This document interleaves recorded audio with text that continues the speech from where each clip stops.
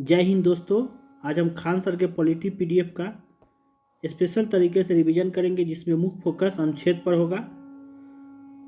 भारतीय संविधान में 22 भाग और 395 अनुच्छेद है, तो इसी अनुच्छेद को हम पढ़ेंगे, याद करेंगे और स्पेशल यूनिक तरीके से, मज़ेदार तरीके से आपको मस्ती करते हुए सारा अनुच्छेद याद करा देंगे। चलिए दोस्तों, सबसे पहले अनुच्छेद 1। जब आपसे पूछे कि अनुच्छेद 1 में क्या है, तो आप कहिए वन मतलब यूनियन। वन मतलब यूनियन, यानी अनुच्छेद 1 में क्या है? यूनियन है, भारत राज्यों का संघ है। चलिए, अगर कोई आपसे पूछे कि अनुच्छेद 2 में क्या है, तो आप क्या कीजिए, 2 को 90 लेफ्ट घुमा दीजिए, तो बन जाएगा एन, और एन से होता है न्यू, यानी नए राज्य का प्रवेश। अनुच्छेद 2 में क्या है? नए राज्य का प्रवेश, यानी विदेशी राज्य को भारत में मिला सकते हैं राष्ट्रपति को पूर्व सूचना देकर। चलिए, अनुच्छेद 3। अनुच्छेद 3 में क्या है? तो हिंदी में लिखिए तीन मतलब होता है तोड़ फोड़। क्या होता है? तोड़ फोड़। किसको तोड़ फोड़? तो यूनियन को तो कोई नहीं तोड़ सकता है। इसके अंदर जो राज्य है, 28 राज्य और 8 केंद्र शासित प्रदेश अभी है। कैसे बने हैं? बहुत सारे राज्य को तोड़ फोड़ करके, जैसे बिहार से झारखंड बने, मध्य प्रदेश से छत्तीसगढ़ बने, यूपी से उत्तराखंड बने, है ना। तो तोड़ फोड़ कर सकते हैं 3 में। यानी 1 में क्या हो गया? यूनियन, यानी भारत राज्यों का संघ है। 2 में नए राज्य का प्रवेश, 3 में तोड़ फोड़। और 4 में क्या है? बताइए 4 में क्या है? तो जब आप 2 से अनुच्छेद 2 का प्रयोग कर रहे होते हैं, संसद अनुच्छेद 3 में तोड़ फोड़ कर रहे होते हैं, तो वह अनुच्छेद 368 जो कि संविधान संशोधन है, उसके बाहर रखा गया है। अनुच्छेद 2 और 3 को जो है संविधान संशोधन 368 से बाहर रखा गया है। यह 4 में कहा गया है, संसद को जब संसद 2 और 3 के अंतर्गत क्रिया करेगी, तो वह संविधान संशोधन नहीं माना जाएगा और राष्ट्रपति उसे नहीं रोक सकते हैं, क्योंकि दोनों में राष्ट्रपति को पूर्व सूचना दे दिया गया है। ठीक है, चलिए दोस्तों, ठीक है, आगे देखते हैं। अब चलिए भाग 2। भाग 2 में क्या है बताइए आप लोग? नागरिकता है। कहाँ से कहाँ तक है नागरिकता? 5 से लेकर 11 तक है। कैसे याद करेंगे? 5 उंगली है ना आपके पास, 5 उंगली पर एक एक करके गिन लीजिए, यानी 5 उंगली पर एक एक करके गिन लीजिए। किसको? नागरिकता को, यानी 5 से 11। अब बताइए अनुच्छेद 5 में क्या है? च 5 मतलब हो गया प्रारंभ। क्या हो गया? 5 मतलब प्रारंभ, यानी प्रारंभ में नागरिकता। प्रारंभ में नागरिकता कब है? अनुच्छेद 5 में है। जो भारत में जन्मे हैं, संविधान बनते समय जो भारत में थे, वो उनको प्रारंभ में नागरिकता मिल गई। अब चलिए आप बताइए अनुच्छेद 6 में क्या है? 6 से याद रखिए, जब बोले तो बोलिए कि छोड़कर। 6 मतलब छोड़कर, यानी जो पाकिस्तान छोड़ करके भारत में आ गए, जो पाकिस्तान छोड़ करके भारत में आ गए, उन्हें नागरिकता दे दी गई। जो पाकिस्तान छोड़ करके भारत आ गए, उनको नागरिकता दे दी गई। किस अनुच्छेद में? 6 में। और 7 में बताइए, 7 में क्या है? 7 यानी जो भारत से पाकिस्तान चले गए थे और फिर वापस आ गए हमारे साथ में, यानी घर वापसी। तो 7 में है घर वापसी। कुछ समझे दोस्तों? यानी अनुच्छेद 6 और 7 जो है पाकिस्तान से रिलेटेड है। 6 में है पाकिस्तान से भारत आए संविधान बनने के पूर्व, वह नागरिकता मिल जाएगा उनको। और 7 में जो भारत से पाकिस्तान चले गए थे, उनको गलती का एहसास हुआ, तो फिर भारत आ गए, तो उनको भी नागरिकता मिल जाएगा। यानी 6 में छोड़ करके पाकिस्तान आ गए भारत, और 7 में भारत से पाकिस्तान गए थे, फिर वापस आ गए पाकिस्तान। भारत से पाकिस्तान गए थे, फिर पाकिस्तान से वापस आ गए भारत, यानी 7 आ गए। चलिए आगे देखते हैं 8, अनुच्छेद 8। 6 7 में तो पाकिस्तान का मामला सोल्व हो गया। 8 में अब विदेश चलते हैं, विदेश भ्रमण, नौकरी, तो भारत में नागरिकता समाप्त नहीं होगी। कैसे याद करेंगे बताइए? तो सबसे पहले क्या कीजिए, अब 8 लिखिए। 8 लिखिए, जो विदेश में रहते हैं, भारत में नागरिकता लेते हैं, चल जाते हैं विदेश में रहते हैं, यानी कि उनकी दोनों एक आँख कहाँ रहता है? भारत में, और एक ध्यान रहता है भारत में, और एक आँख रहता है विदेश में। यानी जो भारत में नागरिकता लेकर के विदेश में रह रहे हैं, उनकी नागरिकता समाप्त नहीं होगी। एग्जाम्पल के लिए सानिया मिर्जा भारत की नागरिकता लिए हुए हैं, पाकिस्तान में रह रही है। प्रियंका चोपड़ा, तो जो विदेश में है उनके लिए 8 याद रखिए। यानी भारत की नागरिकता लिए हुए, एक आँख भारत में है, एक आँख विदेश में, वह विदेश में रह रही है। लेकिन जैसे ही आप विदेश की नागरिकता लीजिएगा तो 9 मतलब नो, भारत की नागरिकता को नो करना पड़ेगा। यानी अनुच्छेद 9 में क्या हो गया, यदि आप विदेश की नागरिकता लीजिएगा तो भारत की नागरिकता छोड़नी पड़ेगी। यानी 8 9 को एक साथ याद रखिए। 8 में विदेश भ्रमण, नौकरी करना है तो वहाँ पर आपका नागरिकता बनल रहेगा। लेकिन 9 जैसे ही विदेश का नागरिकता लीजिएगा तो यहाँ पे कहिए नो। अब बताइए आप 10 में क्या है, 10 में बताइए, 10 मतलब बस बस बस, यानी जिसका नागरिकता बना हुआ उसका बना रहेगा जब तक वह कोई देश विरोधी काम न करे। 10 मतलब बस बस। अब चलिए अगला 11। 11 में क्या है, तो ये लास्ट है। 5 से 11 बताए थे ना, 5 उंगली पर एक एक करके गिन लो। तो इसमें संसद को अधिकार दिया गया है कि वह नागरिकता संबंधित कानून बना सकते हैं। लास्ट है तो संसद को अधिकार दे करके संविधान निर्माता चले गए, और खास करके यह जिम्मेवारी गृह मंत्रालय को है।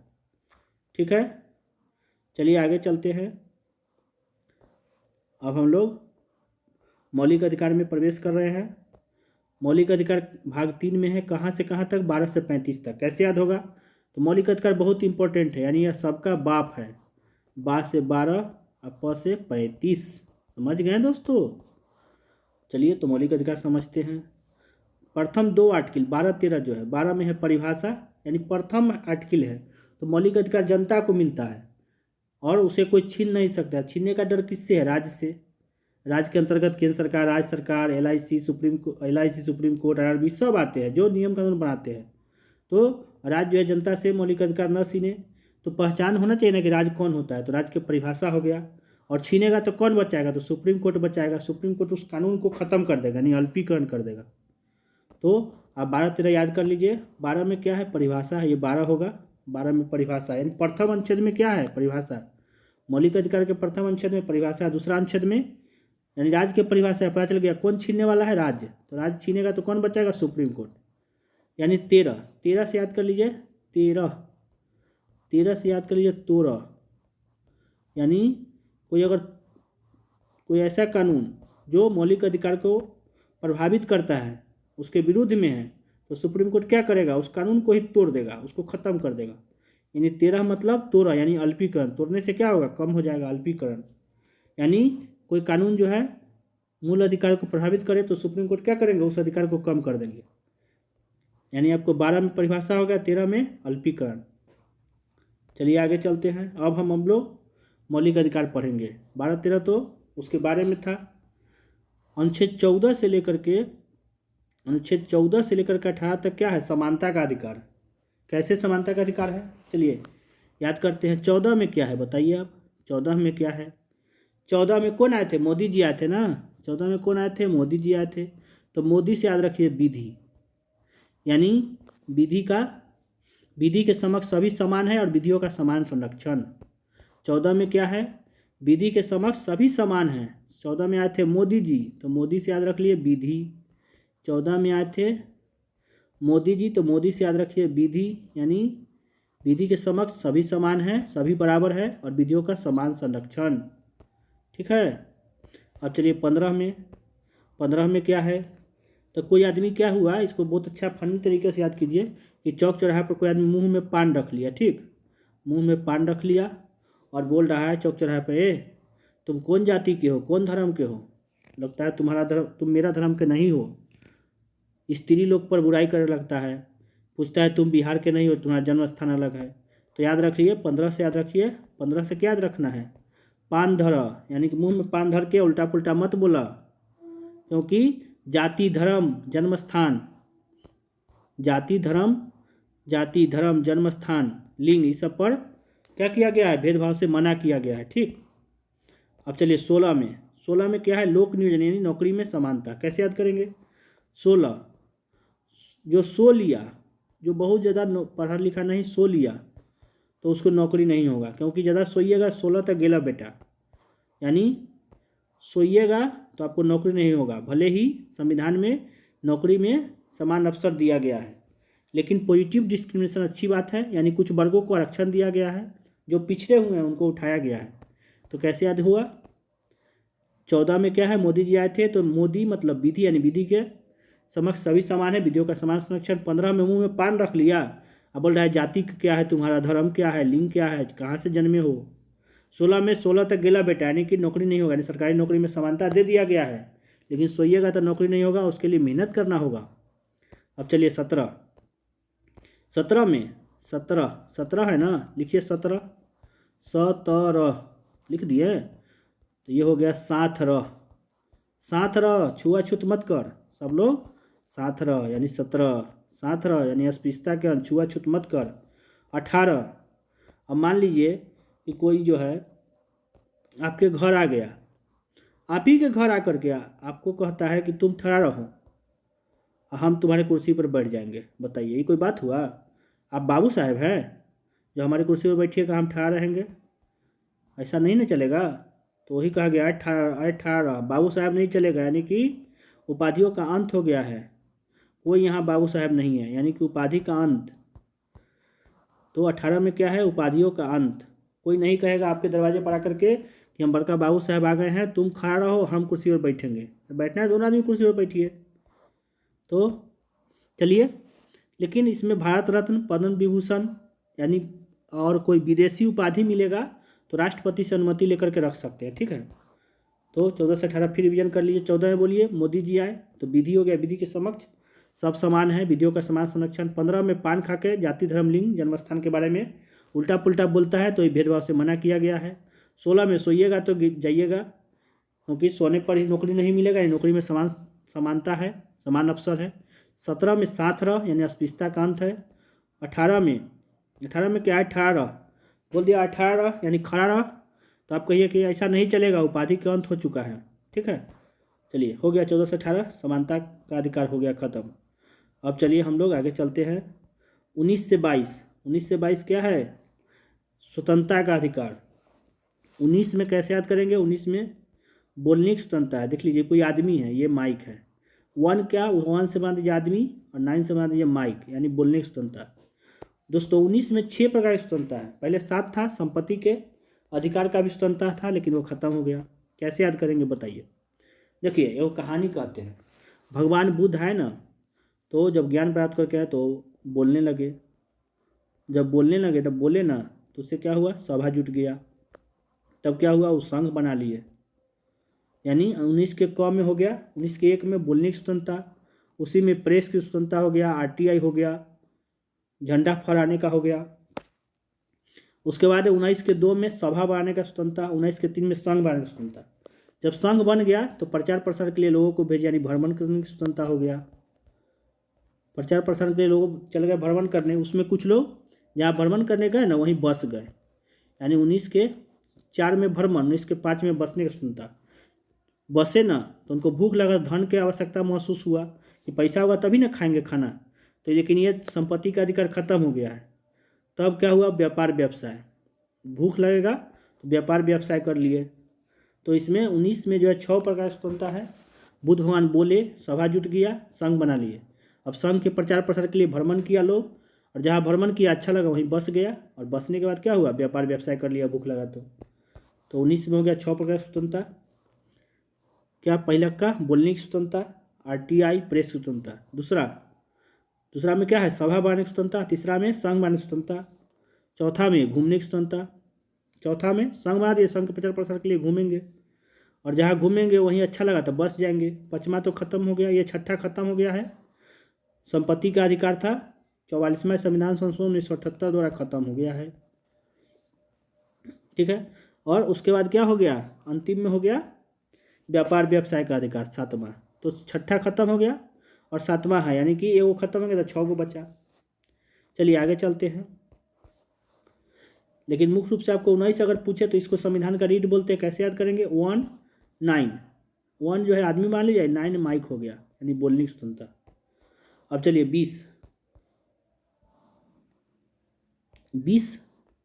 20 मतलब क्या होता है, जहर। अपराध जो है समाज के लिए क्या है, जहर है। अपराध समाज के लिए क्या है, जहर है। लेकिन संविधान जो है अनुच्छेद 20 में अपराधी को भी दोष सिद्धि का अधिकार दिए हैं। जब कोई आसपास हमारे कोई गलती करता है ना, तो एक बार पीटे, फिर भेटाया, फिर पीटे, लेकिन संविधान ऐसा नहीं कहता। बोलता है एक गलती के लिए एक बार सजा, एक गलती के लिए एक बार सजा, और जिस समय गलती किया उस समय कानून के अनुसार सजा। यानी कभी कभी होता है नहीं कि फैसला देने में लेट हो गया, तो कानून अगर कठोर हो गया तो कठोर कानून नहीं चलेगा, जिस समय गलती किया उस समय के अनुसार सजा, यानी कानून जिस समय गलती किया उसी समय कानून के अनुसार सजा होगा। और तीसरा, स्वयं के विरुद्ध गवाही देने के लिए बाध्य नहीं किया जाएगा। मान लिया पुलिस पकड़ के ले गया, खूब पीटा, बोला कि बोलो तू ही मर्डर किया है, तो आप स्वीकार भी कर लीजिए तो उससे कोई दिक्कत नहीं है। जब वहाँ कोर्ट में जाएंगे तो कोर्ट पूछेगा कि हमारे सामने बोलो तभी हम मानेंगे, पुलिस के सामने बोलने से नहीं होगा। नहीं, स्वयं के विरुद्ध गवाही देने के लिए आपको बाध्य नहीं किया जाएगा, ठीक है। तो 20 मतलब जहर हो गया, 20 मतलब जहर। इसमें 3 प्रकार के अपराधी को दोष सिद्धि से अधिकार है, एक गलती के लिए एक सजा, और क्या होता है जिस समय कानून है, जिस समय का कानून है उसी समय के अपराध हैं तो उसी अनुसार से सजा मिलेगा, और स्वयं के विरुद्ध गवाही नहीं देना है, इसे संरक्षण मिला गया। चलिए आगे चलते हैं हम लोग 21 में। 21 VVI है। 21 को ना हम लोग किस से याद रखेंगे, किस यानी कि आप अपने जान को, किसको जान मानते हैं आप तो खुद ही समझ रहे हैं, अपने लव को, जान को। तो जान मतलब प्राण हो गया एवं दैहिक स्वतंत्रता। 21 को किस से याद रखिए, प्राण एवं दैहिक स्वतंत्रता। इसमें जो है प्राण कब चला जाएगा, जब प्रदूषण होगा तब, यानी धुआं नहीं होना चाहिए। इसी में जो है आपको प्राइवेसी का भी अधिकार दिया गया, निजता का अधिकार दिया गया है, गोपनीयता जानकारी जो है उजागर नहीं करेंगे, ठीक है। और पुलिस जो है पिटती है इसी के तहत, हेलमेट नहीं पहनिएगा तो 21 से क्या याद रखना है, 21 मतलब आपका जाने मन मतलब कहते हैं कि मेरा प्राण है, यानी प्राण में देश स्वतंत्रता। इसमें 21 का क जोड़ा गया है, और 86वां संविधान संशोधन 2002 द्वारा इसमें कहा गया कि 6 से 14 वर्ष के बच्चों को निःशुल्क शिक्षा की व्यवस्था किया गया। कैसे याद करेंगे, देखिए दोस्तों 21 में क्या है, 21 में है प्राण में देश स्वतंत्रता। ये लाइफ जो है, अशिक्षित जीवन जो है किस काम का, इसलिए शिक्षा जरूरी है। 6 से 14 यानी लगभग 10वां तक के, मान लीजिए 10वां तक के शिक्षा जो है निःशुल्क मिलेगा। यानी कि 21 में है लाइफ यानी प्राण, तो प्राण तभी अच्छा है, लाइफ तभी अच्छा है जब शिक्षित हो। यानी 21 के क में शिक्षा, निःशुल्क शिक्षा की व्यवस्था है 2002 86वां संविधान संशोधन। आगे चलते हैं 22। देखिए दोस्तों 20 में क्या था, 20 से ही 22 याद रखिए। 20 में अपराध किया, 22 में गिरफ्तारी। 20 में अपराध, 22 में गिरफ्तारी। 20 यानी जहर अपराध, 20 में अपराध यानी जहर, 22 में गिरफ्तारी। गिरफ्तारी को भी 3 तरह का संरक्षण है, गिरफ्तार लोगों को भी। जब गिरफ्तार करने आएगा तो आपको पूछिए कि क्यों, क्या हुआ है, क्या कारण है, तो कारण बताएंगे। गिरफ्तार करने आएंगे तो पुलिस जो है कारण बताएंगे। जब गिरफ्तार करके थाना में ले आएंगे तो 24 घंटा के भीतर कोर्ट पहुंचाएंगे। सोचिए एक सिचुएशन सोचिए कि जब गिरफ्तार करने आएगा तो कारण बताएगा, कारण बता दिया, पकड़ के ले गया, थाना में रखेगा, 24 घंटा के अंदर कहाँ पहुंचाएगा, कोर्ट में। उसमें छुट्टी हो गया, छुट्टी का दिन हो गया, और यात्रा के समय शामिल नहीं करना है। और जब कोर्ट में पहुंच गए तो मनपसंद वकील रख सकते हैं। कोर्ट में पहुंच गए तो मनपसंद वकील रख लीजिए, ठीक है। 22 खत्म हो गया। अब चलिए शोषण के विरुद्ध अधिकार, अनुच्छेद 23-24। अनुच्छेद 23-24 शोषण के विरुद्ध अधिकार, शोषण के विरुद्ध अधिकार अनुच्छेद 23-24। 23 मतलब ऐश तैश, 23 से याद रखिए ना, ऐश तैश। किसी के साथ ऐश तैश करके कहिएगा कि थोड़ा काम करना ही पड़ेगा, जाएगा कहाँ, बहुत मार मारेंगे अगर काम नहीं करेगा, तो ये सब नहीं चलेगा। बलात्श्रम अब नहीं चलेगा, बलात्श्रम बंद हो गया है। 23 मतलब ऐश तैश करके किसी से काम नहीं करवा सकते हैं, बेरोजगारी नहीं करवा सकते, बेगारी भत्ता, बेगारी जो है नहीं करवा सकते, बिना वेतन के काम नहीं करवा सकते हैं। बलात्श्रम जबरदस्ती काम नहीं करवा सकते हैं। इसी के अंतर्गत वेश्यावृत्ति पर रोक लगाई गई है। फिर है अगला अनुच्छेद, अनुच्छेद 24। 24 में क्या है जी, तो 24 में है 14 होगा, 14 वर्ष से कम उम्र के बच्चों को खतरनाक काम में नहीं लगाना है।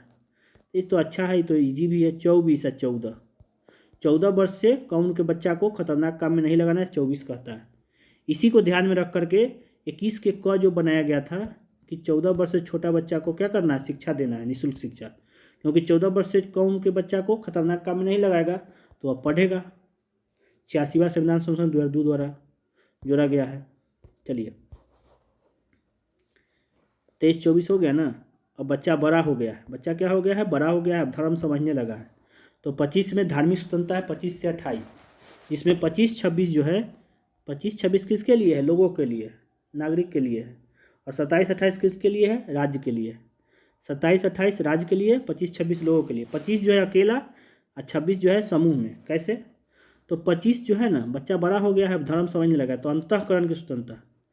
तो 25 क्या है? अंतःकरण स्वतंत्रता। आपको मन है तो किसी भी धर्म को आप मानिए, कोई भी धर्म में है, लेकिन किसी भी धर्म को उच्च आदर्श को आप मान सकते हैं जैसा आपका अंतः मन करे, और धर्म के अनुसार आचरण कर सकते हैं। जैसे सिख जो है, अब थोड़ा सा कृपाण रखते हैं सिख लोग, यानी धर्म के अनुसार आचरण कर सकते हैं। हिंदू चंदन करते हैं, ठीक है, मुस्लिम दाढ़ी रखते हैं। तो 25 में क्या है? अंतःकरण की स्वतंत्रता है। 26 में क्या है बताइए? 26 मतलब छवि, यानी धर्म के छवि बढ़ाइए। 26 मतलब छवि, धर्म के छवि बढ़ाइए, यानी धर्म का प्रचार प्रसार कर सकते हैं आप, सामूहिक धार्मिक कार्य कर सकते हैं। 26 में समूह में है, लेकिन दोनों 25-26 दोनों क्या है? नागरिकों के लिए है। सामूहिक धार्मिक कार्य कैसे करेंगे? जैसे यज्ञ कर सकते हैं। हिंदू क्या करते हैं? यज्ञ करते हैं। हिंदू यज्ञ करते हैं, हवन करते हैं। मुस्लिम सड़क पर नमाज पढ़ लेते हैं। तो सामूहिक धार्मिक कार्य कुछ समय के लिए हो गया, सड़क जाम नहीं करना है, कुछ समय के लिए अपना पढ़ लीजिए फिर चले जाइए। तो 26 में हो गया। 27-28 जो है दोस्तों, वह किसके लिए है? राज्य के लिए। 27-28 राज्य के लिए है।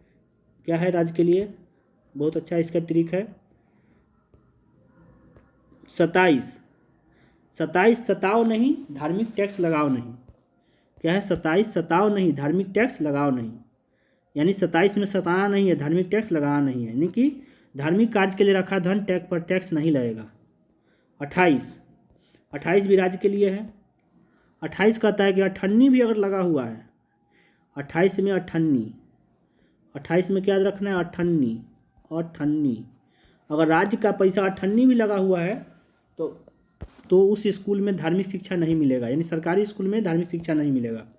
28 से क्या याद रखिए? अठन्नी, अठन्नी 28। तो वैसा संस्थान में जो है धार्मिक शिक्षा नहीं दी जाएगी, ठीक है। चलिए आगे चलते हैं। 29-30 अल्पसंख्यक के लिए दिया गया है। संस्कृति एवं शिक्षा संबंधित अल्पसंख्यक के लिए दिया गया 29-30। संस्कृति एवं शिक्षा संबंधित अधिकार। 29 यानी उन्नति। 29 मतलब उन्नति, याद रख लीजिए। 29 मतलब उन्नति, यानी अल्पसंख्यक जो है अपना भाषा संस्कृति की उन्नति कर सकते हैं, और शिक्षा भाषा और संस्कृति के आधार पर उनके साथ भेदभाव नहीं किया जाएगा। माने कोई भी और स्कूल में जाकर पढ़ सकते हैं। लेकिन मान लीजिए कि कोई जो है कोचिंग में आ गए, कोई जैन धर्म के लोग, वो मान लीजिए दिगंबरे आ गए, तो नंगा रहेंगे, उनको खुद अच्छा नहीं लगेगा।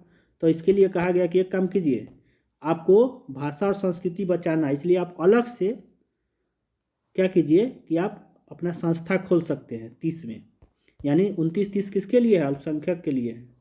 29-30 अल्पसंख्यक के लिए है। 29 में कहा गया है कि आपको साथ भेदभाव नहीं किया जाएगा, आपके भाषा संस्कृति के आधार पर किसी प्रकार का भेदभाव, यानी कि संस्थाएं प्रवेश से नहीं रोक सकते हैं आपको, आप अपना भाषा संस्कृति के उत्थान कर सकते हैं, ठीक है। जैसे बिहार में जो है उर्दू को दूसरा राष्ट्रीय भाषा, राजकीय भाषा बनाया गया है। और 30 में क्या कहा गया है कि यदि आपको भेदभाव तो कोई नहीं करेगा, लेकिन खुद अगर असहज महसूस कर रहे हैं तो क्या कीजिए, आप अलग से संस्था खोल सकते हैं, ठीक है। आगे चलिए। 31 क्या है बताइए? 31 था, है नहीं। पैतृक संपत्ति, यानी संपत्ति का अधिकार जो था ना, उसको 44वां संविधान संशोधन 1978 द्वारा मोरारजी देसाई के समय खत्म कर दिया गया। 31 था, खत्म हो गया। अब क्या हो गया? कानूनी अधिकार बन गया, 300 के क में रखा गया कानूनी अधिकार।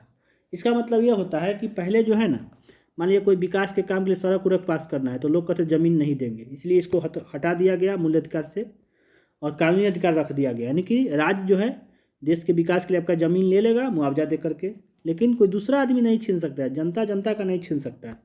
राज्य चाहे तो छीन सकता है देश के विकास के लिए।